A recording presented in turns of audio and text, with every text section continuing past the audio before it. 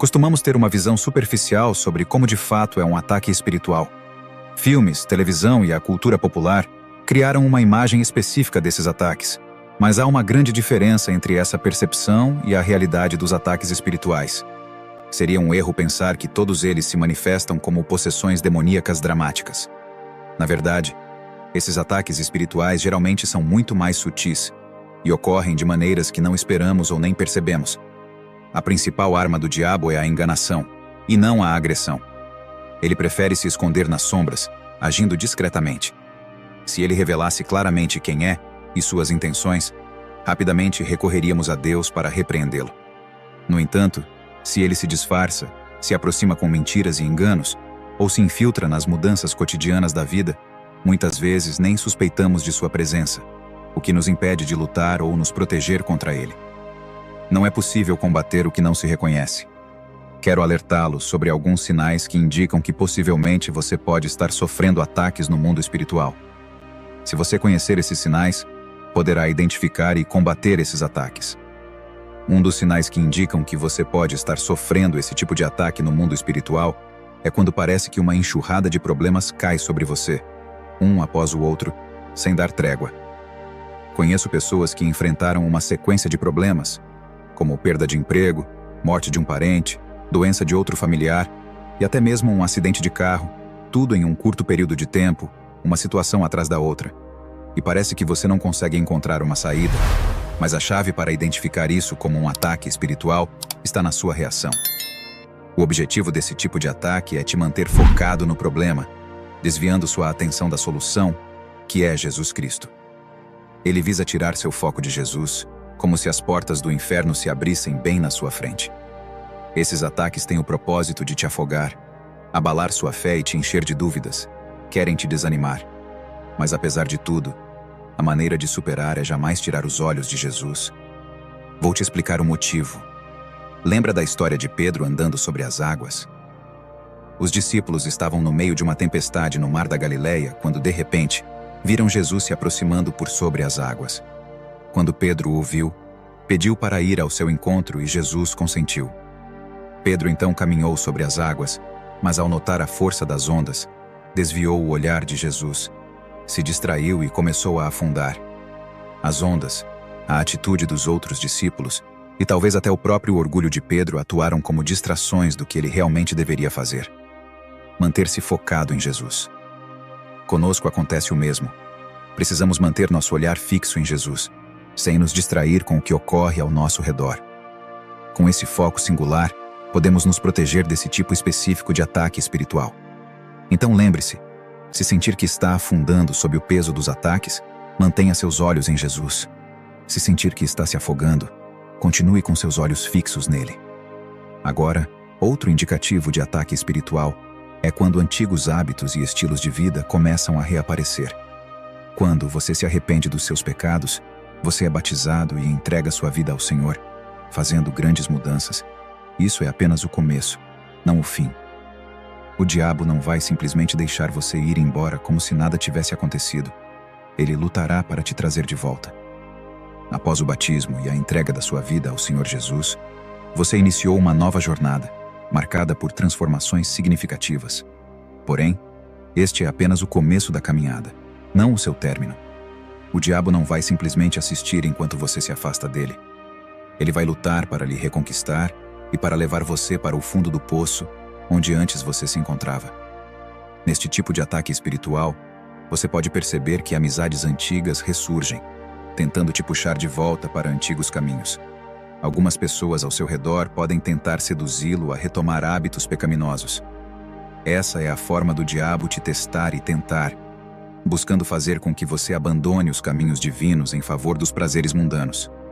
Isso nos remete à parábola que Jesus contou sobre o semeador em Mateus 13, onde algumas sementes caem entre espinhos que, crescendo, sufocam as plantas, impedindo-as de frutificar. Isso simboliza aqueles que recebem a palavra, mas são asfixiados pelas preocupações mundanas e pelo engano das riquezas. Para resistir a esse ataque, é crucial estar atento às pessoas com quem você tem se relacionado e manter-se firme em uma igreja cristã que seja séria e que seja comprometida com a palavra de Deus. Fique alerta quanto às companhias que escolhe, pois enquanto alguns te incentivarão a avançar, outros podem tentar te arrastar para trás. É necessário discernimento em relação às pessoas ao seu redor. Outro sinal evidente de ataque espiritual é se ver isolado ou afastado dos relacionamentos que edificam sua fé. O inimigo tenta nos isolar, nos deixando fracos e vulneráveis, sabendo que quanto mais unidos estivermos, mais fortes nós seremos. Conforme Mateus capítulo 18, versículo 20 nos diz: onde 2 ou 3 estão reunidos em nome de Jesus, Ele está presente. Não fomos criados para viver a fé cristã, ou a vida em geral, isoladamente. Precisamos uns dos outros para prosperar e nos encorajar. Se o diabo conseguir nos isolar, ele terá uma vantagem maior sobre nós. A defesa contra esse ataque é manter uma comunidade cristã forte, orando para que o Senhor nos cerque de pessoas firmes na fé e íntegras. Um último sinal de ataque espiritual é quando a oração se torna mais difícil do que o normal. Todos passamos por momentos em que simplesmente não temos vontade de orar ou nos conectar com Deus, ou sentimos que nossas orações estão vazias e sem força. No entanto, nunca devemos permitir que isso nos leve a parar de orar completamente. Isso ocorre porque a carne e o espírito estão em conflito, e o inimigo não quer que você busque o Senhor. É exatamente nesses períodos que devemos lutar ainda mais, jejuar e orar, pois algumas batalhas não são vencidas apenas com oração, como Jesus disse que certos tipos de demônios só saem com oração e jejum. Quando você se sentir mais distante, é aí que precisa se esforçar mais. Mantendo nossos sentidos espirituais alertas a esses sinais, estaremos prontos e capacitados para repelir qualquer ataque espiritual do inimigo. Uma das maneiras pelas quais o inimigo ataca a vida de um crente é através do desespero, depressão e desânimo. Quando Paulo escreveu sua segunda carta à igreja de Corinto, ele havia enfrentado eventos terríveis, incluindo 3 naufrágios, sobrevivido a um apedrejamento, suportado 5 flagelações, várias prisões e 3 surras. Tudo isso seria suficiente para levar Paulo ao desespero e à depressão, deixando-o desanimado. Sob tanta pressão, muitos cristãos cairiam em desespero, mas quero que você veja o que a Bíblia diz em 2 Coríntios 4, versos 8 e 9. Somos atribulados de todos os lados, mas não angustiados, perplexos, mas não desesperados, perseguidos, mas não desamparados, abatidos, mas não destruídos. Podemos enfrentar batalhas e ataques neste mundo, mas podemos confiar no nosso poderoso Deus para ser nosso refúgio em meio a tudo. Nestes tempos, quando somos agitados pelas ondas da adversidade, é quando devemos nos preparar para a luta. É a hora de orar, jejuar e estudar a palavra de Deus para encontrar paz no meio da tempestade. Então, nessas épocas, nesses momentos em que nos sentimos especialmente desencorajados e sem forças para continuar, é quando precisamos clamar a Deus. Quando nos sentimos profundamente desanimados e acreditamos que não temos mais forças para prosseguir, é o momento de clamar a Deus. É a hora de buscar força no Senhor e nos apegarmos ao poder do Espírito Santo. 2 Coríntios 10, versículo 3 ao 5 nos lembra que, embora vivamos no mundo físico, nossa batalha não é travada com meios físicos. As armas da nossa luta espiritual não são mundanas, mas sim poderosas em Deus para derrubar fortalezas, refutar argumentos e qualquer pretensão que se levante contra o conhecimento de Deus, levando todo pensamento cativo à obediência de Cristo. Esse trecho da Escritura nos ajuda a ver as coisas sob uma nova perspectiva, mostrando que nossas batalhas não devem ser lutadas conforme o mundo luta. As armas que temos como filhos de Deus são dotadas de poder divino, diferenciadas de qualquer arma terrena, pois são armas celestiais. Normalmente, quando falamos de armas, as pessoas pensam em objetos físicos como uma faca ou uma arma de fogo. No entanto, a Bíblia, em Hebreus 4, versículo 12, nos apresenta a palavra de Deus como viva, eficaz e mais cortante que qualquer espada de 2 gumes, capaz de penetrar até a divisão entre alma e espírito, juntas e medulas, e julgar os pensamentos e intenções do coração. A palavra de Deus é uma das armas que possuímos, poderosa e mais afiada que qualquer outra arma. Ela é uma ferramenta eficaz contra as ciladas do inferno. Portanto, o que a Bíblia quer dizer quando afirma que não lutamos segundo a carne? Significa que, como crentes, nossa luta não é contra pessoas ou meras circunstâncias, mas contra as forças espirituais por trás dessas situações. Não estamos em uma luta contra carne e sangue, mas contra os dominadores deste mundo tenebroso, contra as forças espirituais do mal nas regiões celestes. Estamos em luta contra principados, contra potestades, contra os príncipes das trevas deste século, contra as hostes espirituais da maldade nas regiões celestiais, conforme nos ensina a Bíblia em Efésios 6, versículo 12. Por isso, o que eu te aconselho a fazer hoje é clamar ao Espírito Santo para lhe ajudar a vencer toda e qualquer batalha que você esteja vivenciando. Ore. Seja sincero com o Espírito Santo. Diga a ele que você não tem condições de vencer essas lutas. Fale para ele que você precisa da ajuda dele para prosseguir. Conte para Jesus que você reconhece que sozinho é extremamente fraco, mas que com ele, você é mais do que vencedor. Declare as promessas de Deus em cada situação que enfrentar. Acreditar no poder do nome de Jesus Cristo, na força da palavra de Deus e na atuação do seu Espírito Santo. Quando oramos, podemos ter a certeza de que o Senhor está sempre perto daqueles que o buscam e o invocam. Acredite que Deus faz cair por terra todos os planos do inimigo e confie que o Senhor tem a última palavra em absolutamente tudo sobre a sua vida. Os conflitos e batalhas que você enfrenta estão sob o controle de Deus. Portanto, encorajo você a confiar nele, nas suas palavras e nas suas promessas. E você sairá vencedor em todas as batalhas no mundo espiritual pela qual passar. A guerra espiritual é um termo comum na igreja, mas muitos não compreendem totalmente o que significa e não percebem que enfrentaram muitas batalhas espirituais ao longo da vida.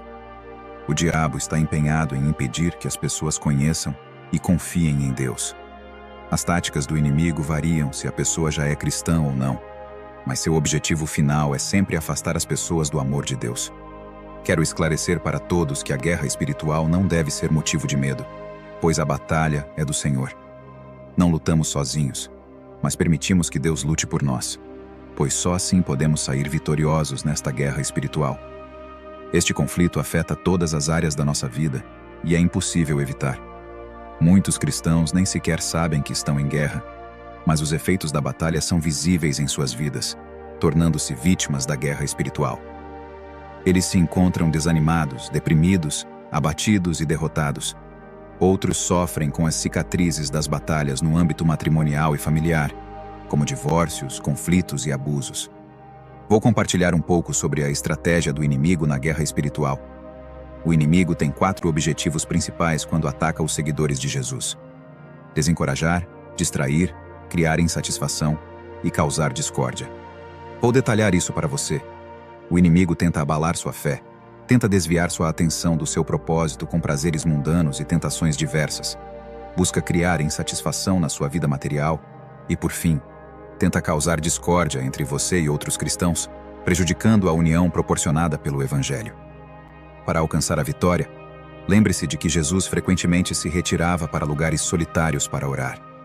É crucial reservar momentos regulares para estar a sós com Deus, longe de distrações, para dedicar toda a sua atenção a Ele, assim como Jesus fez. Se até Jesus, sendo Deus, separava horas do seu dia para ter comunhão com o Pai, quanto mais nós, seus seguidores, devemos fazer o mesmo. A oração é uma arma poderosa na batalha espiritual, pois é o momento em que entregamos nossas lutas a Deus, chamando-o para atuar em nosso favor. É importante que você se certifique de que não está deixando brechas abertas em sua vida. Não dê espaço para que o inferno triunfe sobre você ou sobre sua casa. Longe de Jesus, você se torna um alvo fácil de todos esses ataques.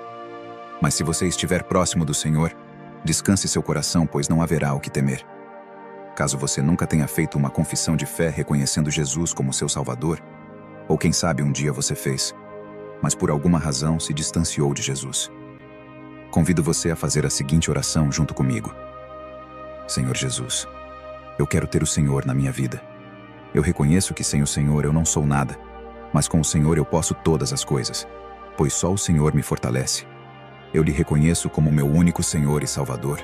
Eu me arrependo dos meus pecados e lhe peço perdão. Escreve o meu nome no livro da vida, pois desejo seguir o Senhor por todo o sempre. Amém. Para que eu saiba que você fez essa oração, escreva nos comentários: eu aceito Jesus, pois eu vou orar por você. Nos ajude a anunciar a mensagem prática do Evangelho. Inscreva-se no nosso canal. Curta e compartilhe esse vídeo com outras pessoas. Deixe nos comentários sua opinião e sugestão para novos vídeos. Que Jesus abençoe sua vida. Nos vemos no próximo vídeo.